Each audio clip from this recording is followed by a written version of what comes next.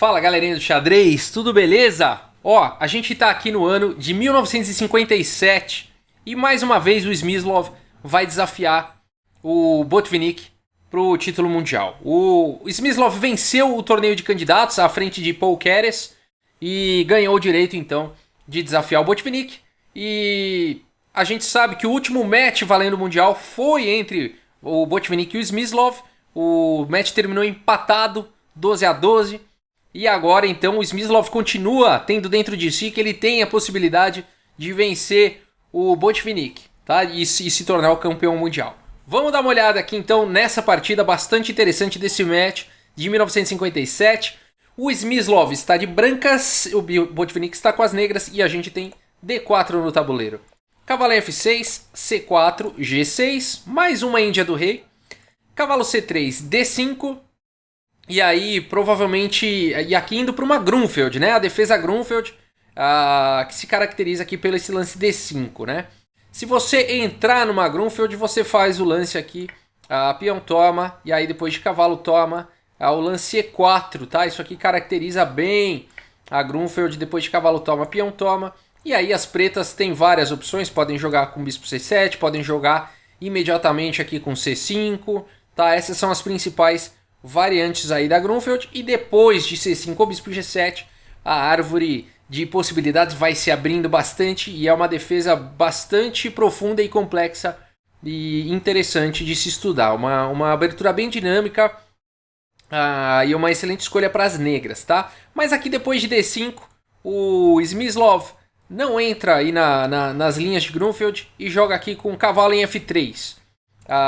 Bispo G7, dama B3. E aqui parece a variante russa da Grunfeld, né? Então, parece não, se eu não me engano é a variante russa aqui da Grunfeld, tá? A ideia da variante russa da Grunfeld é provocar aqui o lance de peão toma em C4, tá? As brancas jogam isso, essa dama fica incomodando B7, fica atacando aqui B5, e aí provoca essa captura, né? E foi o lance jogado, D toma C4 e dama toma C4.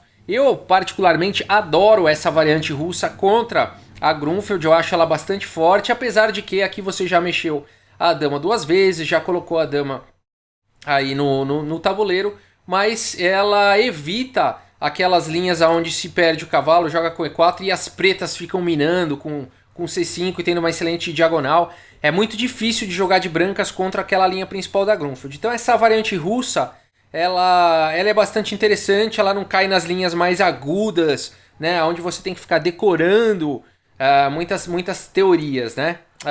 Roque foi jogado, E4, bispo aqui em G4, bispo E3, né, então bispo G4 tentando enfraquecer aqui as defesas de D4, bispo E3 trazendo mais uma defesa para D4, cavalo aqui de F em D7, liberando o bispo, e aqui grande roque. Cavalo C6 foi jogado, H3, bispo também F3, G também F3 e a gente já viu uma partida bem agressiva, né? Roques de lados opostos, aqui as brancas vão tentar atacar na ala do rei e as negras vão tentar atacar na ala da dama. O Botvinnik segue com cavalo B6 atacando a dama e aqui o corajoso lance dama C5, né? Deixando a dama aí em casas avançadas do tabuleiro. F5 foi jogado, cavalo em E2, dama D6 propondo aí a troca de damas. E aqui o lance E5. Avançando e ganhando o território. Dama toma C5, cheque. D toma C5, atacando aí o cavalo. Cavalo C4, fazendo bastante ataque aqui em E5, né? Agora são 3 ataques e nenhuma defesa. Mas o lance F4 é suficiente para defender o peão. É apenas uma defesa, mas um peão vale 1, né? E uma peça menor vale 3. Então aqui está muito bem defendido. A torre aqui de F em D8. Bispo G2, então desenvolvendo o bispo conectando as torres. Cavalo toma em E3, F toma em E3 e agora cavalo B4. Atacando aqui o peão de A2 e deixando o peão de B7. Bispo toma B7 foi jogado pelo Smyslov. Torre de A em B8, atacando aí o bispo. E agora C6. E esse peão então está defendendo o bispo. E essa torre ficou sem jogo, né? Olha que posição interessante. A torre aqui do Botvinnik não consegue jogar. Rei F7. Cavalo aqui em D4, E6, cavalo B5 atacando aqui o peão de C7, cavalo D5 defendendo.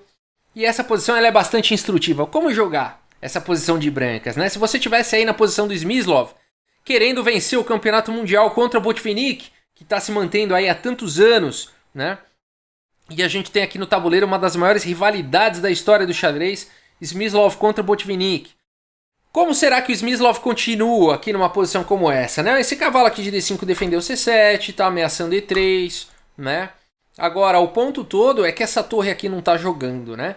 Então, o Smyslov parte para uma ideia interessante, com torre toma D5, olha que legal, espero que você tenha encontrado aí esse lance. E depois de E toma D5, cavalo toma C7. E agora esse cavalo de C7, além de ter faturado aí um peão, virá para A6, né? E essa torre não tem para onde ir. Então esse sacrifício de qualidade foi super válido, né? E a cavalo aqui em A6, além de atacar a torre, também ameaça o garfo, né?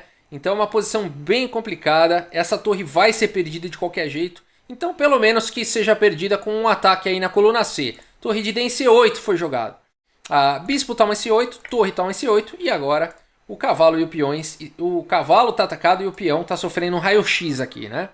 Cavalo toma D5, torre toma C6 cheque, rei D2 e no final dessa história toda, né, o sacrifício de qualidade e tal, a qualidade foi recuperada e aqui o Smyslov tem peões a mais, né? São 6 peões contra 4, sendo um desses peões um peão passado, né? Aqui as pretas têm um bispo que não está com muita atividade. Rei E6 foi jogado e depois de cavalo C3 o Botvinnik abandonou essa partida, né?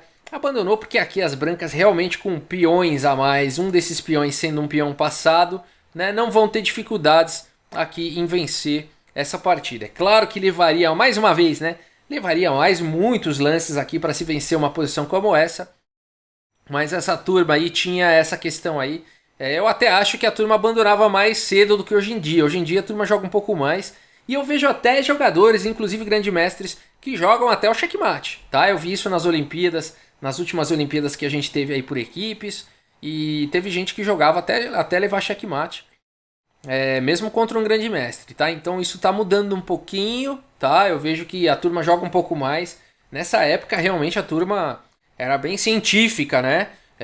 Viu que a posição estava pior e abandonava mesmo, tá? Para quem está começando, às vezes pode parecer um pouco estranho, né? Por que abandonou? As pretas abandonam aqui se não está perdendo, nem, não tem uma ameaça de checkmate iminente, não tem um duplo de cavalo que vai ganhar uma torre limpa, ou posições como essas que poderiam, né, justificar um abandono. Mas é porque a longo prazo, né, essas pequenas vantagens, tanto materiais quanto a questão de um peão passado, vão se converter em vitória, tá? Então aqui, gente, o Smyslov ganhou essa partida. E pra gente não ficar se estendendo aí na nossa playlist em Smyslov, Botvinnik, eu acho que já deu pra gente ver, né, bastante aí, principalmente de Botvinnik, já vimos bastante aí também do Smyslov. E a gente ainda vai ver muitas partidas do Botvinnik, por quê? Nesse ano então de 1957, o Smyslov se tornou campeão mundial, ele conseguiu finalmente vencer esse match contra o Botvinnik, tá? Se eu não me engano, 12,5 a 9,5, bem disputado, mas chegou aí aos 12,5 pontos antes da 24ª rodada e se tornou o campeão mundial, finalmente.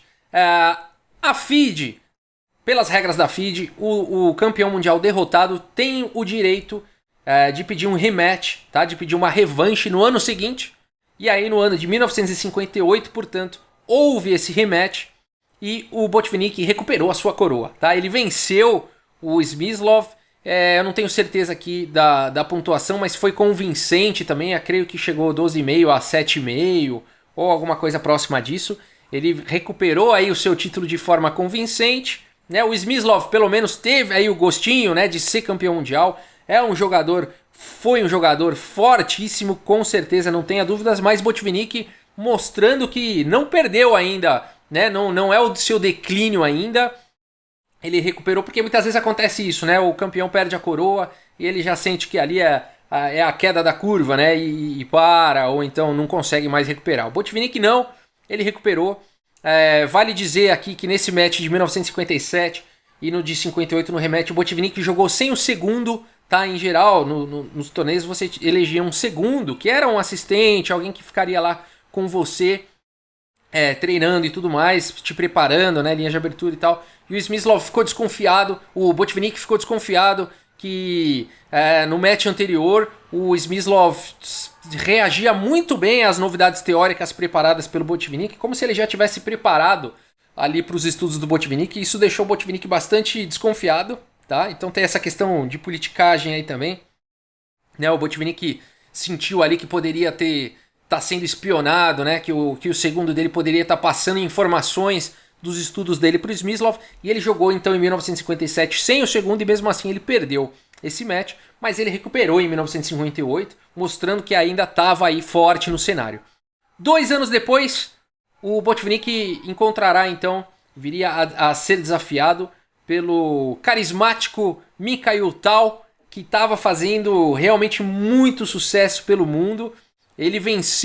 O Mikhail Tal venceu o torneio de candidatos e aí ganhou o direito de desafiar o Botvinnik. Em 1960 nós vamos continuar a nossa playlist então com a entrada agora desse duelo entre Botvinnik e Mikhail Tal, tá bom? Vai ser interessantíssimo e a gente vai conhecer, bom, acho que muita gente já deve conhecer, eu já fiz vídeos sobre o Mikhail Tal, o Mago de Riga e a sua famosa pipoca, né? E nós vamos falar sobre isso nos próximos vídeos também, e nós vamos entrar então nesse match aí de Botvinnik e Tal 1960, tá bom? Bom, vamos deixar aí para falar mais nos próximos vídeos. Pessoal, muito obrigado pela audiência, um grande abraço para todos vocês e até a próxima, pessoal. Valeu!